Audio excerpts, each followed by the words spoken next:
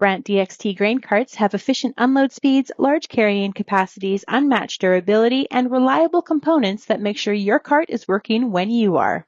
Lead the field with DXT grain carts from Brandt. Visit your local Brandt dealer for more information. It's time for RealAg Radio on Rural Radio Channel 147 on Sirius XM.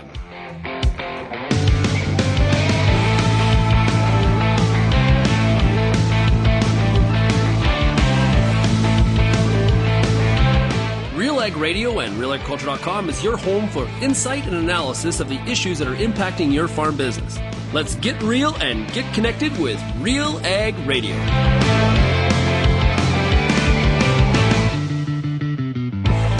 Yes, hello, welcome to RealAg Radio here on Rural Radio Channel 147, Sirius XM. It is Monday, July 7th, and that means it's an Agronomic Monday. So yes, of course, we've got Peter Repeat Johnson who's going to join me in the back half of the show. We've got plenty to chat about, talking about grain fill. We're going to talk lots of nutrient Q&A coming in, nutrients in dry conditions, movement of potassium potentially for soybeans. Can you fix a deficiency with foliar applications?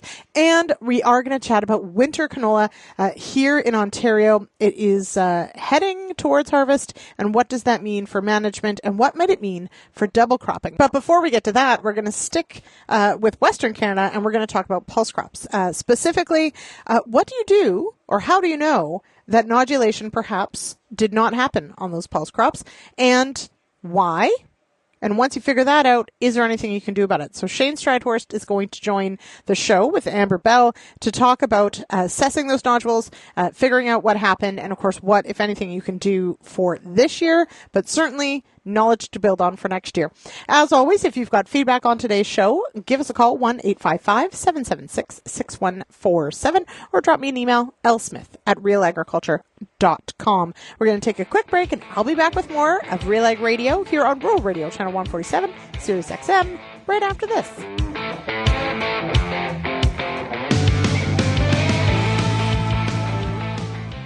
Soil health is under pressure, but real solutions start below the surface. Black Earth offers a full suite of humic solutions, from high-purity granules to powder, liquid, and soluble formulations, all powered by pure Humulite. Formulated for performance, backed by consistency, trusted by growers worldwide from one of the world's rarest reserves.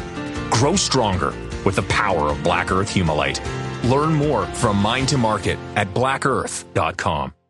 Peter Johnson at Wheat Pete, RealAgriculture.com, and what an opportunity! Oh my gosh! You think you can't grow better wheat? You are absolutely wrong. We're going to show you how to strive for those record wheat yields that they get in the UK and in New Zealand. You can grow 150 bushel wheat. I'll show you how. Catch Wheat Pete's Word every Wednesday on RealAgriculture.com or download the podcast on iTunes or Spotify. If you're involved in the agriculture industry, it's important to stay informed on all the latest issues affecting your business. At RealAgriculture.com, we offer fast, reliable news, information, and insights to help you keep on top of all of the latest in Canadian agriculture. Visit RealAgriculture.com and sign up for our free daily newsletter covering everything from news, agronomy, animal agriculture, and much more. Visit RealAgriculture.com/subscribe today.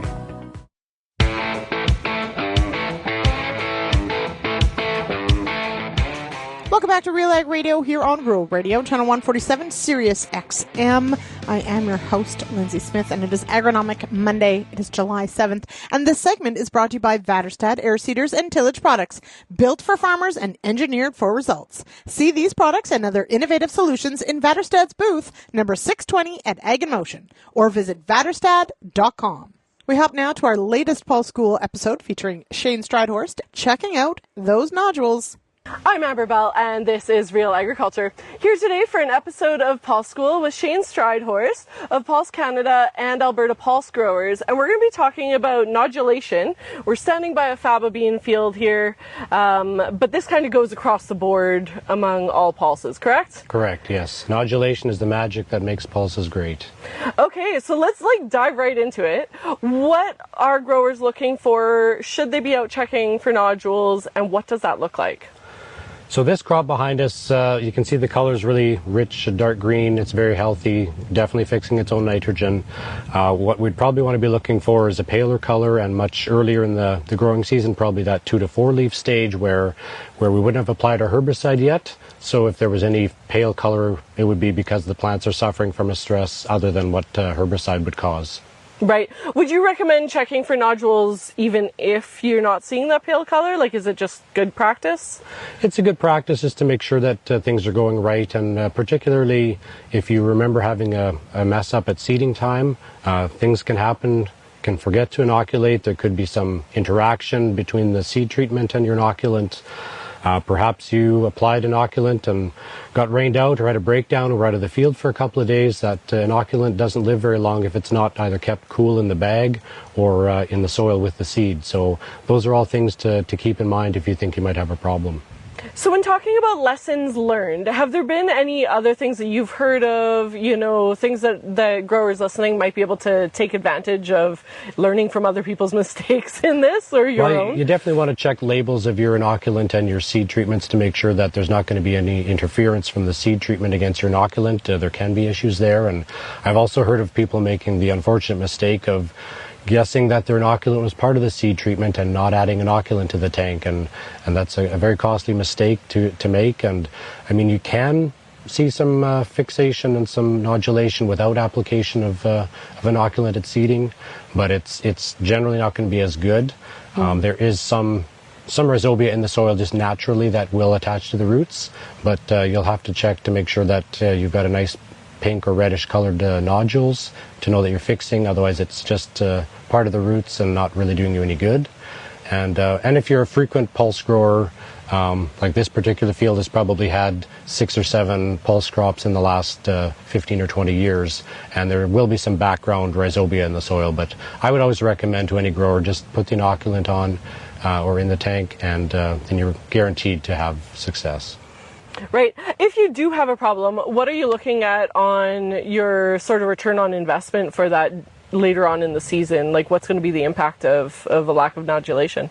So if you don't have good nodulation, you're basically growing a faba bean crop or any pulse crop the same as you would canola or wheat or barley without giving it nitrogen. So at that point, if you don't have nodulation, you'd be looking at a rescue application of nitrogen to get that crop through. And because pulses fix so much nitrogen, you're looking at a lot of nitrogen added. And Shane, what have been some of your experiences with a lack of nodulation, or have you had any where you're like, man, I'm really glad I caught that in time? So we had it once where we got into the field, it was too wet, and we'd use the liquid formulation of inoculant, which you have to apply onto the seed as you're loading into the cart, in our case. And we had to pull out of the field and wait for a couple of days, and it was a painful process of unloading that seed, getting more inoculant and reloading it and recoating it so that we had fresh inoculant that we knew was going to be working for us. And we've also had experience where we maybe had some air balancing issues on the air cart and didn't have proper application of the granular inoculant, which is my preference now, is to use granular and just use the canola roller on the cart. But that can happen too, and definitely something you want to keep an eye on and correct if you can. So there's a lot of things that can go wrong. Is there any damage that can be caused by pests for nodulation? Is that something producers should be looking for? Yeah, there's definitely a pest, pea leaf weevil. I mean, don't let the name fool you. They love faba beans, and the characteristic notching in the leaves is the first sign that you have them, but the real damage that they do is below ground, which you can't see. They actually eat the nodules right off the roots, and if they do that, then it's just like as if you didn't apply inoculant, and your crop is not going to be fixing its own nitrogen. So in my particular preference is to buy some insurance and put some insecticide on as part of the seed treatment program to help defend against those. If a grower has gotten to the point in the season where there is that lack of nodulation, they know that there's been some damage done maybe by pea leaf weevil or an incident during seeding, is there something they can do about it at this point? Yeah, so obviously in a case like this, you would not want to be driving in this crop other than with the sprayer to apply a fungicide. But if you were finding an issue earlier in the growing season, like I said, 2 to 4 leaf stage, you'd probably be looking at a rescue application of nitrogen, which would mean a floater or maybe a banding, dribble banding. And so you'd want to be You'd be applying a lot of nitrogen. If you do a little bit, it's not really going to help because it'll just make the crop lazy and it'll use the nitrogen you apply before it even tries to fix any, if there is any ability. So, some really quick math on a 50 bushel faba bean crop, a person could be looking at over 140 pounds of nitrogen just exported in the seed of that crop. So depending what your background levels are in the soil, you'd be applying quite a bit of nitrogen. If you had the yield potential on that year with the growing conditions, you'd be applying a lot to get a good crop out of it at that point. Wow. And at what stage of the plant growth does it actually start fixing its own nitrogen and you no longer have to worry about that nodulation issue? Fairly early on. Even at that early stage, you will see some nodules, and not just one or two, but several on each plant. And by this stage, they'll have dozens or hundreds of nodules on. And based on the growth and the color of this crop, we know that it's fixing a lot of nitrogen at this point. Okay, and let's go into the actual how to check for nodules. What does that actually look like in the field? So as painful as it sounds, it means we have to actually go up and dig up a healthy plant and clean the soil off the roots, wash the roots, and then once we've kind of got them nice and clean, then we take a knife or a fingernail and break open the nodules and kind of see what color they look like inside. Right, and do you want to take from different areas of the field if you have some modulation in the ground? Ideally, you'd want to check in a few locations, just like any crop scouting. If you're looking for disease or weed issues, you'd certainly want to check a few areas. So Shane, is there anywhere that growers can go to find out more information about nodulation, checking for nodules, that type of thing? Yeah, the Alberta Pulse Growers website has some great resources, some videos, some good information. And on the Alberta Pulse Growers app, there's an Ask an Expert section where you can get answers if you have questions about something you're observing in your field. And there's lots of great resources to be found there. We are going to take a quick break, and I'll be back with more on this Agronomic Monday here on Rural Radio, Channel 147, Sirius XM. Right now, Saskatchewan wheat producers like you see a $33 return for every dollar invested in wheat breeding. And because of your contribution, Sask Wheat can drive innovation by funding research and initiatives that make wheat profitable and sustainable for generations to come. Varietal improvements, including better yields, are all made possible by you. See your impact and how we support it at every step at saskwheat.ca. Hi, I'm Bernard Tobin, host of the Soybean School on RealAgriculture.com. Throughout the year, on the Soybean School, we'll bring you timely agronomic video content from planting to harvest, from the latest agronomic research to the latest in production technology. Check out our massive video library on YouTube, RealAgriculture.com, or download the audio podcast versions wherever you get your podcasts. The Soybean School is brought to you by Mazik Seeds and Lalamon Plant Care. The Canola School on RealAgriculture.com is a video series that showcases the latest in canola research and production agronomy. Learn from some of the best at your own pace through quick and timely producer-focused videos available on our YouTube channel. The Canola School on RealAgriculture.com is the quickest way to keep up to date on all the latest in canola production. Boost your canola IQ with the Canola School, brought to you by BASF, and visit canolaschool.com.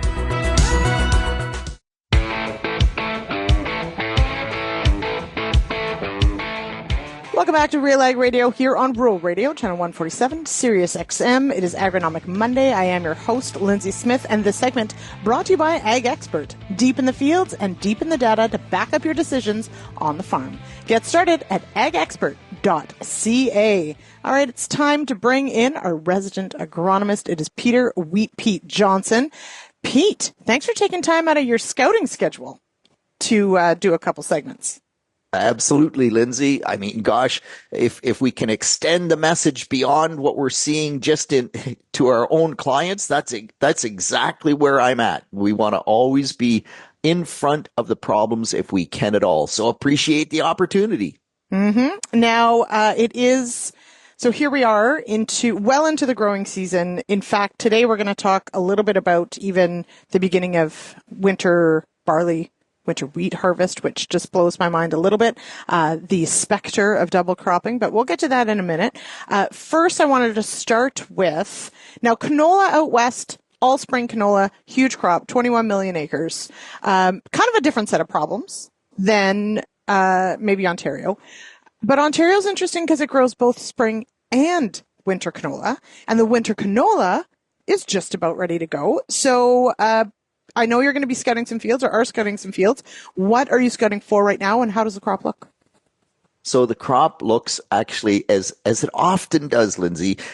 Canola is such an interesting different crop compared to most of the things we grow. Its ability to compensate is unbelievable. And in general terms, the winter canola crop looks really, really good here in Ontario.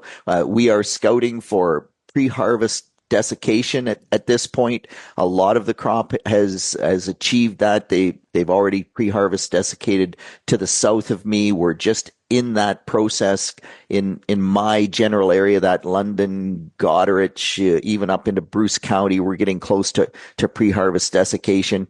And even the field that we really contemplated this spring taking it out because the stand was really variable and there was some killed out spots. And I go to that field now and, the killed out spots still have no yield. Okay. Like if you have zero plants. Dead is dead. Yeah, exactly. But man, where there was just even one plant per square foot or even one plant in 2 square feet, the amount that those plants branch, and if they are healthy, it is very impressive. It won't be a 2-ton per acre crop, 80 bushel crop. We're not going to get there on that field. But I think it was Deb Campbell that said even a poor looking canola crop can still easily yield 50 to 60 bushels per acre. And this field that we almost took out, I'm pretty sure it's going to break 60 bushels. So that's a big change from what we looked at this spring. There's a reason that there are 21 million acres of canola in Western Canada. And it's not just about demand, although that works too. It's that it is, as you mentioned, Pete, it's incredibly elastic. It can, yes, I'll also caveat that, and we're going to talk about insects in a moment, but everything also loves it. So bees love it, but so do a whole bunch of insects. So it has its fair share of pests and knocks against it. But you're right, it is very elastic. It can make up for all sorts of, low plant stands or damage, etc. That doesn't mean that, as you mentioned, you're doing, a pre-harvest pass. It doesn't mean that harvest is always straightforward when you've got that variability. But goodness, it can do a lot. Now, I do want to talk insects for a moment, and I know the western crop is blooming or approaching blooming, depending on where you are. It's always the time to be scouting, certainly, for insects in canola. And you did get some calls, some questions, and some observations about particular white moths flying about. What are those? Do we need to worry about them? And so there have been reports and people concerned about just hordes of white moths flying out of the canola field. And this has been going on for about a month, Lyndsey. And I just never addressed it because it's not, at least most of the time, it's not an issue. And so it's the imported cabbage worm. And if you're growing something like cabbage or broccoli, it's a big deal because its larva can do a lot of damage. And if you get a beautiful, cabbage, but it's got these holes all through the leaves, that's not very saleable. So they can be a big issue for brassica crops. In canola, we almost never get enough pressure, at least in winter canola in Ontario. I should be careful and not generalize across all canola across North America, but certainly in winter canola in Ontario, we can see these, quite significant populations of white moths fluttering around on that canola crop, and they'll eat the nectar but they also, their larvae, they do eat the leaves, and we can see a little bit of damage, but they almost never get to the point where they eat enough leaf material that we're concerned about it. So, yep, they're there. But a few people, are they the cabbage seed pod weevil? No, it's a weevil. It's not a moth or a worm on the plant, which is what the imported cabbage worm, or cabbage whites, they call them as well. So a little bit of fun there. When you talk insects, though, I understand from Megan Moran, the canola specialist with OMAFA, that we are back into swede midge.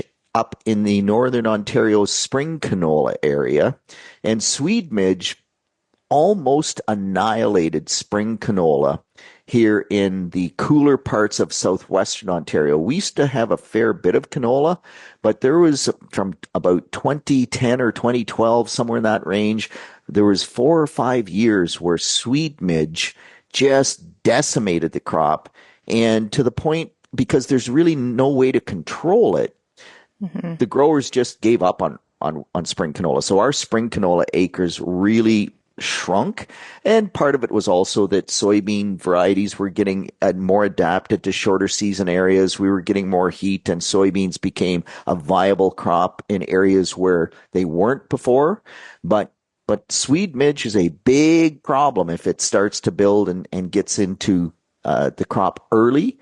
It stunts the crop. It basically stops it from giving much yield at all. You get these stunted, twisted up plants with no pods, and hopefully not a big issue yet up in northern Ontario, but certainly they are finding much higher levels this year than they were previously in that region. And we know in the West, especially Saskatchewan, there were sightings years ago of a midge, and the fear was it was Swede midge. And as you mentioned, it can be so incredibly detrimental. It seems to me it's a different species. They're calling it canola blossom midge, and not taking hold like Swede midge or decimating crops like that. So definitely one to watch for. And general advice, and frankly, the entomologists are probably sick of me sending them insect pictures. Bugs are an actual thing. But, if you have a question of what it is, or if you've got gnarly plants or whatever, it is always worth trying to figure out what that is. Because as you say, Pete, knowing what, maybe building in populations or if you've got a problem, really important to know well ahead of time, and insects are one of those. I got to tell you, I feel like this year is kind of an insect year. Maybe it was all that heat we had early on that just sped up their life cycles, whatever, but whether it's outside, whether it's we've got issues with fly strike in our sheep, like it just seems to be an insect year. So get out there, scout. Get that sweep net. That's what you need for your canola. Those sweep nets. Okay. One thing though I do want to touch on before we leave this winter canola discussion is how is it looking? And this will, in our next segment, we'll talk barley and wheat as well. But how's it looking for double crop on some of these winter canola acres? Because I know that's a big reason why some farmers are putting it in. Well, absolutely. And the typical thought process is that winter canola comes off hopefully a little bit ahead of winter wheat. And this year it does look like it's probably going to be ahead of the winter wheat crop. And oftentimes it's the same time as the winter wheat crop. But from a heat perspective, we are just about dead on normal for both growing degree day accumulation, base 0, which is the wheat crop, and typically canola might say base 5, but we're right on about average, or the 10-year average, that is, or maybe slightly ahead. The same thing for corn. And you talked about we're in the heat of the growing season. Man, corn is just growing like crazy right now. It's fun to watch how fast it grows. But from a double crop standpoint, last year we were gung-ho. Everybody was full steam ahead, double crop, and the winter canola was already coming out of the field in my part of the world. Now we're just in the process of pre-harvest desiccation. That means we're 5-7 days before we're probably going to harvest, and we're looking at after the 10th of July, double crop really starts to get less and less attractive. So will there be an option? Will growers double crop after the winter canola crop? I will say yes. Certainly in Essex County they're going to, because they're already harvesting. But in my part of the world, the whole double crop world is totally different than a year ago when we were so much further ahead in terms of our harvest schedule. Okay, lastly and very quickly then, what do you put on after the winter wheat? What cover crop goes on? After the winter canola, yeah. So remember that winter canola does not support mycorrhiza. So if you don't double crop soybeans, you absolutely have to plant something that supports mycorrhiza in the soil to get that fungal hyphae going, so that when we plant the corn there next spring, we can actually have good corn. Otherwise, phosphorus uptake becomes an issue in the corn crop. So anything that's mycorrhizal, I love oats. You know, I love oats as a cover crop, but there's lots of other options. I think just Peas. Peas. Mm-hmm. Yeah, just you name it. But oats are really mycorrhizal and really do wonderful things for soil structure. I've actually had some growers play around with red clover after the canola crop comes off. And that's a clover crop to fix nitrogen. That's kind of an interesting thought process. And other growers who will say, I'm going to plant double crop soybeans regardless. If they don't mature, then they will be a nitrogen credit to corn next year. And my only concern with that is we already grow enough soybeans. Mm-hmm. I hate seeing soybeans in there if we're not making money out of them. Mm-hmm. Okay, let's leave it there for now. We're going to take a quick break here on Agronomic Monday on Rural Radio 147, Sirius XM. And we'll be back with more Peter Wheat Pete Johnson right after this.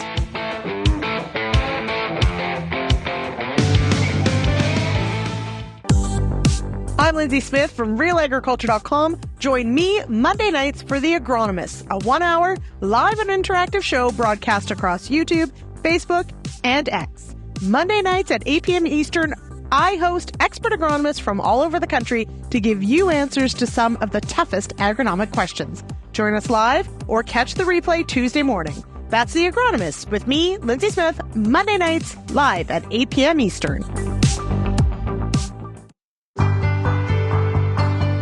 It's summertime, and you've got a lot of important decisions to make when it comes to your corn crop. Let the Corn School on RealAgriculture.com help guide you through those big decisions with input from leading experts in the field.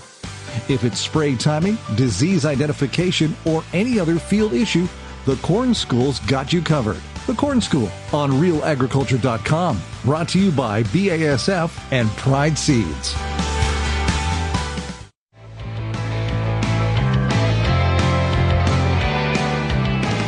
Welcome back to RealAg Radio here on Rural Radio, Channel 147, Sirius XM. I am your host, Lyndsey Smith. It is Monday, July 7th. It is Agronomic Monday, and I'm back with Peter Wheat Pete Johnson. Pete, enough about winter canola. Let's talk about a real crop. Winter wheat and winter barley. Okay, winter wheat. Winter barley's hardly anywhere. We have some around here, actually. But how are we looking for harvest? Now, for me here, Eastern Ontario, we're a couple weeks out, but I will say we've got lots of good color, good turning happening in these crops. But for those areas of Ontario that are far more advanced, how are we looking as we march towards harvest of these crops? So we're hard at winter barley harvest here in the deep southwest, and the crop it has been so far what I would say is just average. It looked good. There's a whole lot of fields, though, that had more barley yellow dwarf virus in them than we would like. And yields are solid in some fields, but we're not hearing the records. And what's really concerning is that the fields that had extremely heavy barley yellow dwarf pressure, those fields, the yield reports are coming in at around 80 bushels per acre. And with winter barley, we really think we should be able to hit 120. And a good field, well, our record yield is 180. So we do have good yield potential. We rarely get to 180, but really good fields are often, 130, 140-ish. So when we're talking 120, it's just kind of like, yeah, it's good. And we're going to double crop after them. And so that gives us some profit potential. But we have to figure out the barley yellow dwarf problem, because even with insecticide treated seed, we are still seeing higher levels of barley yellow dwarf than we would expect. In the wheat crop, we're also seeing wheat streak mosaic virus. So that's not spread by aphids, that's spread by the wheat curl mite. So a couple of things that are just pulling back a little bit. Winter wheat yields in general, we haven't got a lot of reports yet. We just got started late last week in Essex County. The moisture reports were good. The quality reports were good. The heat, I think, shortened up our grain fill period, so we probably aren't at record yields, but you talk about heat and the impact of heat and drought. Go to the UK. They are at least 2 and in some cases 3 weeks ahead of normal with harvest. Whoa. They're hard at the winter barley harvest. They normally wouldn't be till middle of July at the earliest, and their yields are suffering as a result. So these high temperatures, the dry conditions, and not everybody's dry. But things are trucking along, but it doesn't look like we're going to blow the doors off everywhere. So now you mentioned, of course, in the UK and other areas where and we talked about this last Monday, about the shortened grain fill period, about, how that heat sort of can trim off the top end of yield, but hurries that crop to harvest. Now, we here collectively, we enjoy a cover crop after a winter crop, so barley, wheat, canola, as we mentioned. Are there those that may be able in the deep Southwest to double crop after these crops as well? Or what is the sort of deadline for that? So great question. And the deadline varies by where you live, right? Like how much fall season do you actually get? So there's some pretty good data that if I'm in Essex County, I probably can keep planting double crop soybeans. My yield potential starts to drop, but I'm pretty solid till the 20th of July, if you can imagine. Wow. If I get to the London area, Horst Bonner, the soybean lead, would say, Peter, after August the 10th, don't you tell, or July the 10th, not August the 10th, after July the 10th, do not tell anybody to double crop soybeans because it just gets too risky. And if you get, and you would say, well, okay, that's London.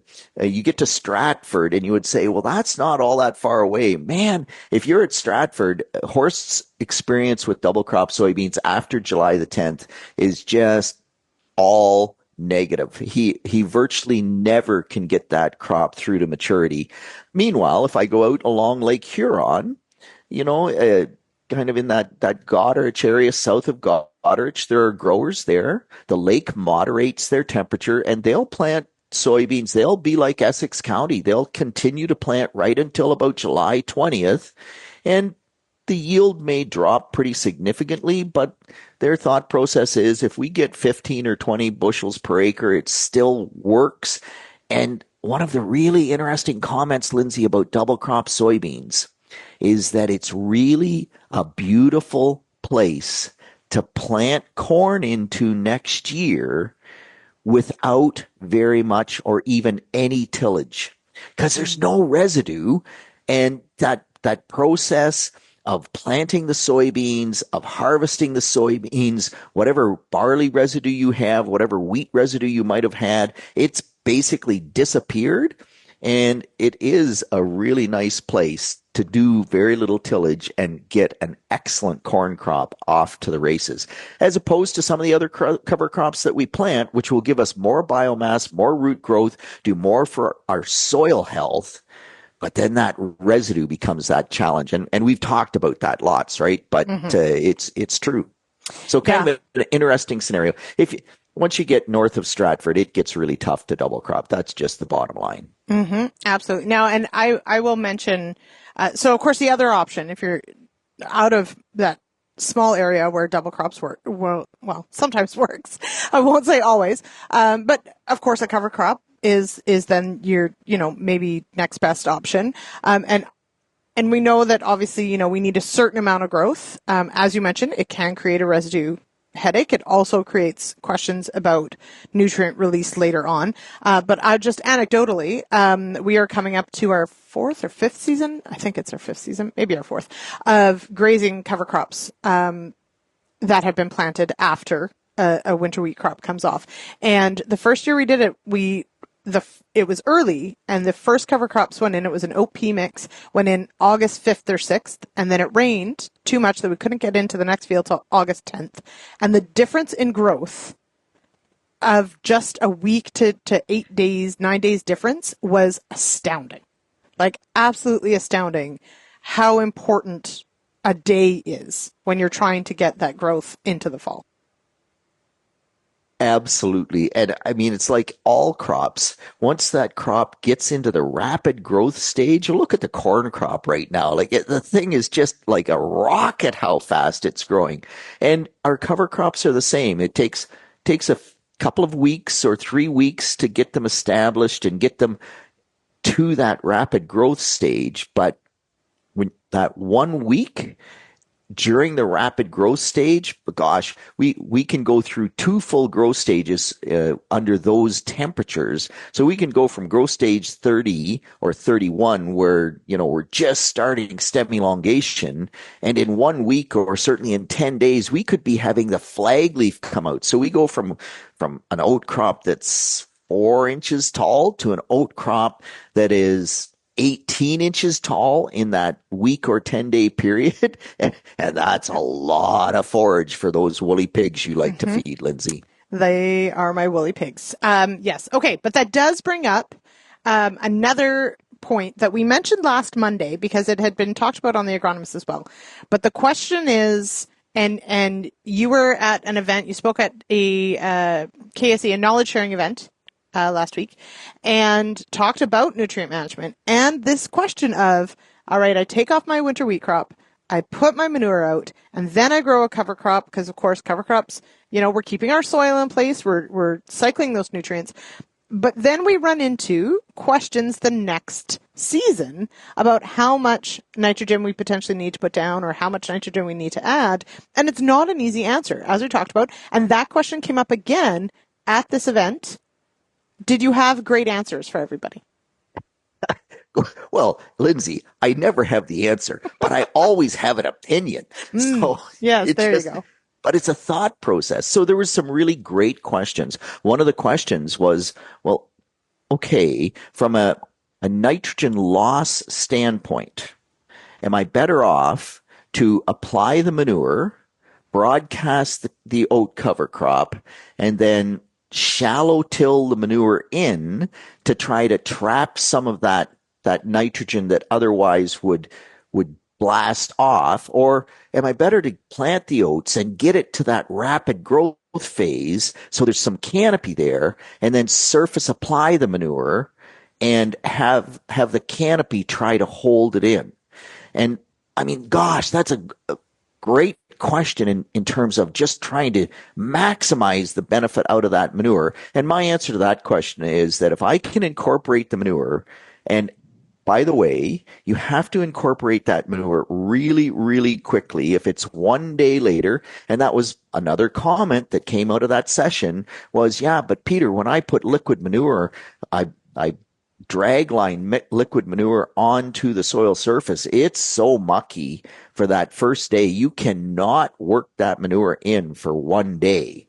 And in that 1 day, we can sometimes blast off 20 or 30% of the ammonia that is in that manure. So we can lose 20 or 30% of that available manure. And in that case, wouldn't the canopy be better to hold it in? So I like the incorporation because as soon as you incorporate it and you get it into the soil, whatever ammonia is there tends to be trapped in that soil. And you got to be careful with that because if you only put it in an inch deep and it's in moisture and it has an air passageway to the surface, you'll blast that off quicker than as if you actually left it on the dry soil surface. The loss process really needs moisture. But if you can seal it up in the soil, you're going to save more of that nitrogen. And then when you say, well, how much, and this was the other great question, Lyndsey, how much of that transfers to my next corn crop? Mm-hmm.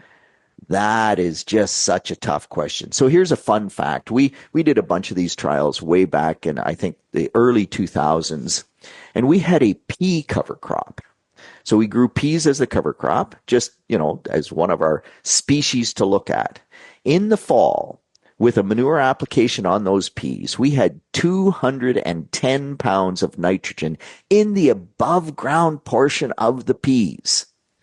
How much do you think we transferred to the subsequent corn crop? It releases it too early, so not enough. 15 pounds. That's it? 15 pounds. Dear. And yes, and so you're right, it releases it too early. And so this whole concept of how do we transfer it to the next crop is a really tough thought process. And if the oats go to head and get really stemmy, you're not going to transfer it. It's going to tie it up too long. If you kill the oats, when they're a foot high, they're probably going to release too early. And we don't know exactly what the right stage is, but I'm going to say kind of flag leaf stage, flag leaf fully emerged, boot stage, just before the stem goes really stemmy is likely the target. And then the only way to know is to do a pre-citrate nitrate test. That's absolutely the only way. Okay. And also, this is my plug for get somebody to graze it off. Okay.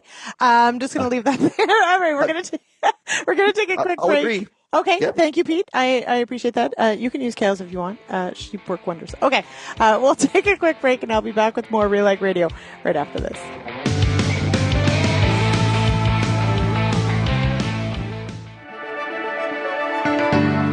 Built on over 100 years of seed innovation and unwavering commitment to farmers, Pioneer 100 Series canola hybrids deliver a step change in yield performance and agronomic traits. This isn't just better canola, it's different canola.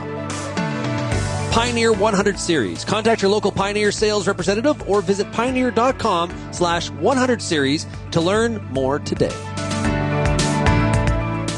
How's your seed quality? What should you treat with? What about herbicide carryover and environmental concerns? Spring is here, and you've got a lot of things to think about in regards to your pulse crop. The Pulse School on Real Agriculture has information and advice for all these questions and more to help you navigate this season. Brought to you by BASF. Pulse School episodes are available at pulseschool.com, realagriculture.com, or as a podcast on your favorite streaming service. Download the latest episode today.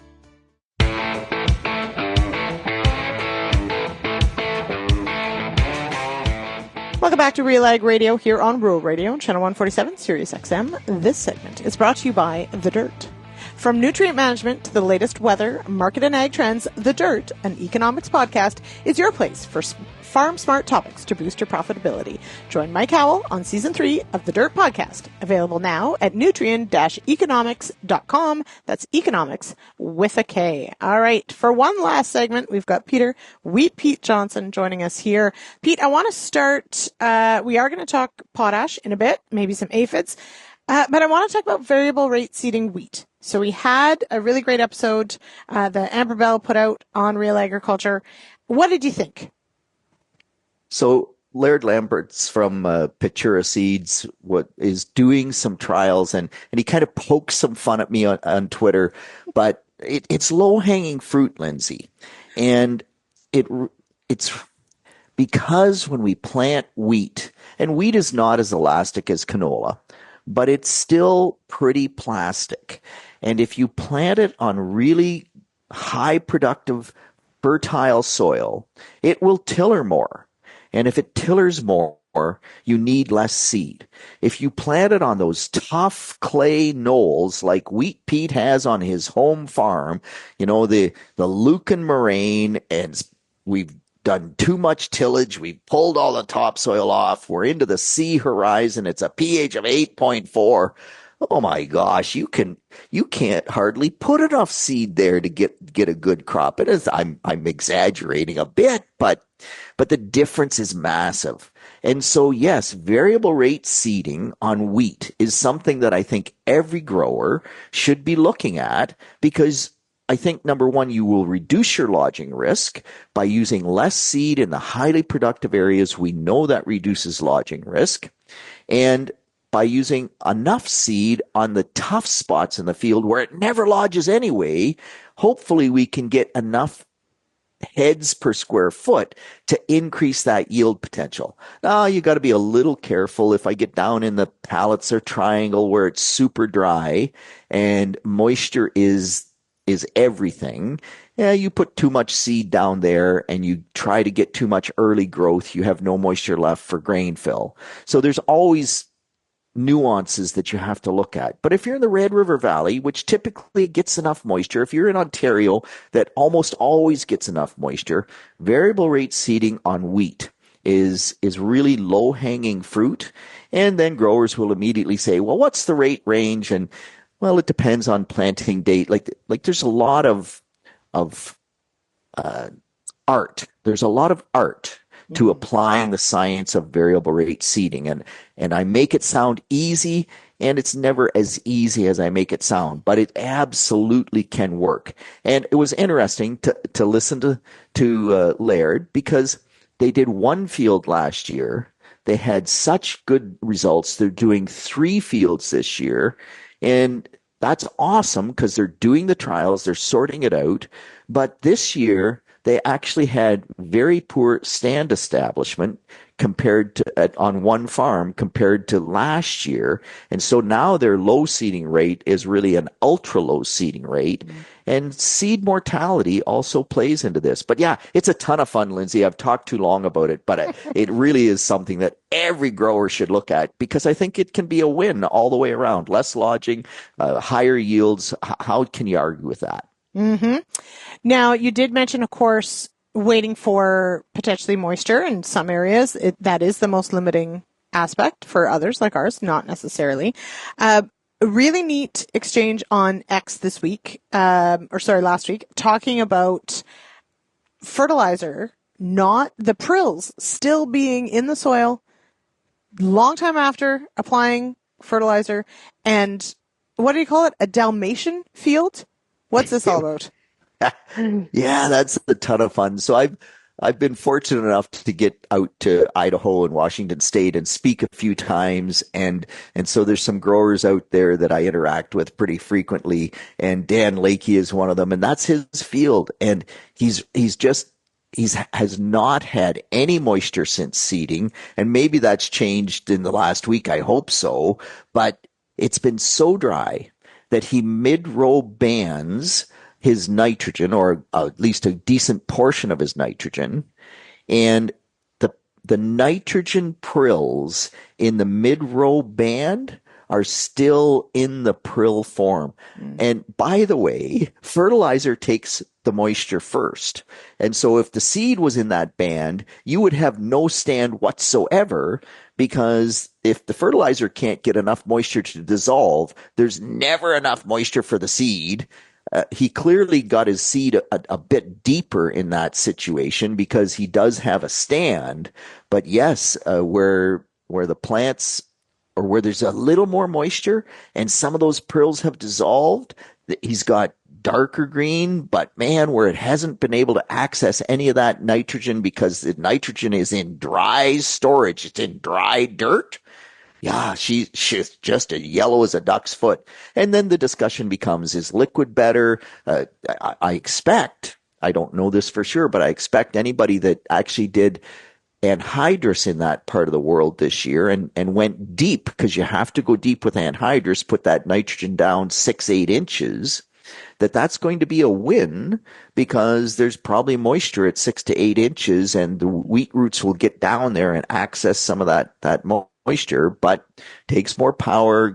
There's lots of issues around doing that as well. So a fun discussion, but not the best, or not the place that you want anybody to be, where it's that dry that the fertilizer doesn't even dissolve. Mm-hmm. Dalmatian fields. I like that one. It's very visual. Yeah, exactly. Okay.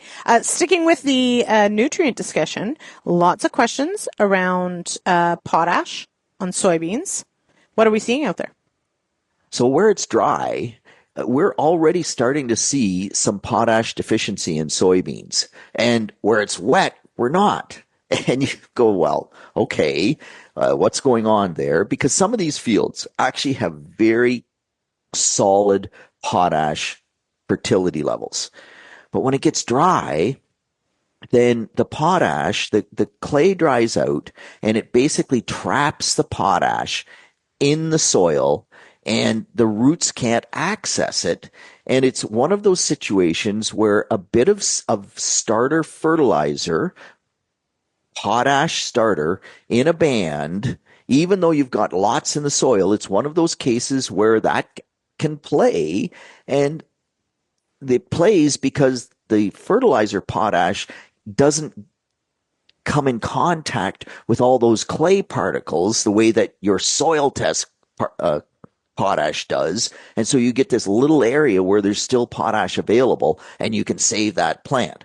Now, lots of questions. William from Quebec actually asking some great questions. He's got a sandy field. Last time he grew soybeans there, it went potash deficient in early August, and he's kind of saying, I'm thinking about putting a foliar on to try to prevent that. I did broadcast 100 pounds of potash before I seeded the soybean crop. And my answer is it's almost impossible to fix a potash deficiency by a foliar application because, number one, you can't get enough potash on to correct it because it's a macronutrient, not a micronutrient. And number two, until, Clark Fretz's son Caleb gets this nanotechnology figured out, we can't get the potash through the leaf.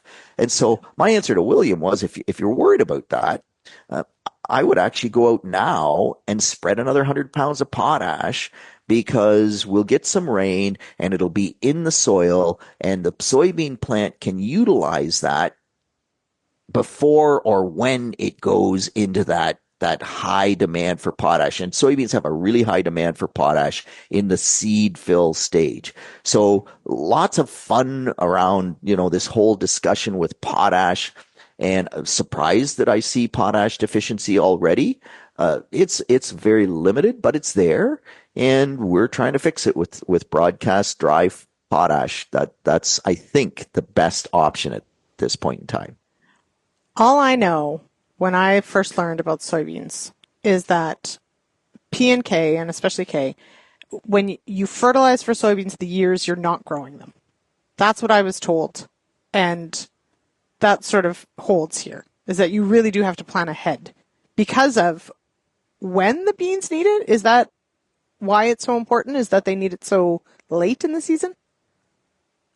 Well, with potash, I would say yes, absolutely. Okay. And by the way, you say especially potash, believe it or not, we've learned with soybeans, because we always used to say, when I went to school way back in the days of the dinosaurs. Yeah, when horse and buggy all the way there. Okay, yeah. Mm-hmm. Yeah. That was the thought process, that potash was everything on soy. So we have learned that with both soys and corn,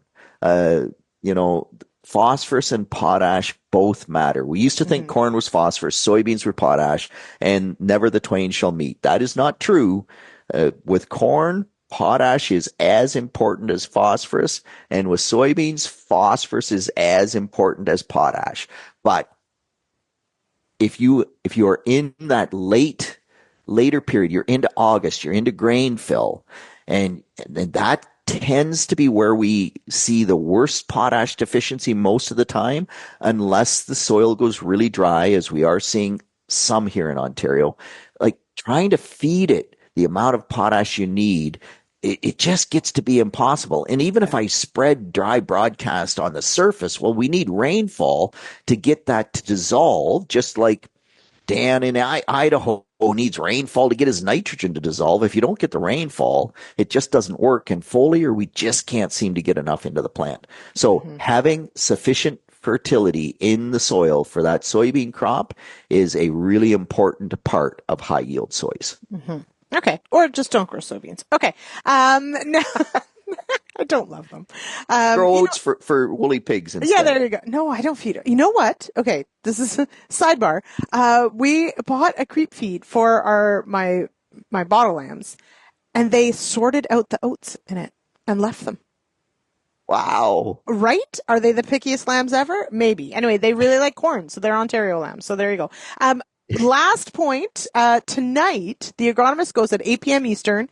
Check it out. Go to YouTube, 8 p.m. Eastern. It'll also, of course, broadcast on X, Facebook, or realagriculture.com/agronomist. Go there, because Peter, you are the host tonight, and you get to talk about targeted spraying. Are you excited? Yeah. I am really excited. This is going to be a great panel, a great discussion. See and spray, green on green, green on brown. And in fact, the people from University of Wisconsin that we have on tonight, they have some videos up where it's astounding. They have a unit that has, I don't know how many nozzles per foot. And in the video, they have a corn plant and a grass weed that is maybe an inch away from the corn plant, and they have water sensitive paper on the corn plant, on the weed, and that unit is so targeted that it sprayed the weed. You can see the water sensitive paper with the droplets, and there's no droplets at all on the corn plant. And I'm just going like, blow my mind. Yes. Now, and I also had, I had a farmer last week who had shared with me some results of trialing some of this technology in a cornfield. And he estimated probably a 60% herbicide saving. Now, I'm not saying that's what you can expect all the time. But the point was sort of, it's about time some of this technology starts saving us some significant product and likely money. I know technology costs money, so it's not always a one-to-one. But and Tom Wolf's on tonight, and he is a really key advocate for it. The less we have to spray, the better. Right? The less product that goes out the door, the better. So if we can save 10%, 20%, 60%, look out. So I'm excited. I am going to have to watch the replay, which it lives on YouTube. You can watch the replay. But I'm super excited. And thank you for doing this. I'll be in Lethbridge and unavailable. So I'm excited for you. Please don't wreck my show. Thanks. I'll never be able to replace you, Lyndsey, as moderator, but I will do my very best, and I will have fun. Okay. Thank you for that. Okay. And anyone else, of course, if you've got feedback on today's show, 1-855-776-6147, or you can email me, lsmith@realagriculture.com. If you've got any questions, any feedback, if you want to know how to watch The Agronomist, I'll send you a link. There you go. Okay. Thanks, everyone, for getting real and getting connected here on RealAg Radio. We'll talk to you again later this week. Cheers, everybody.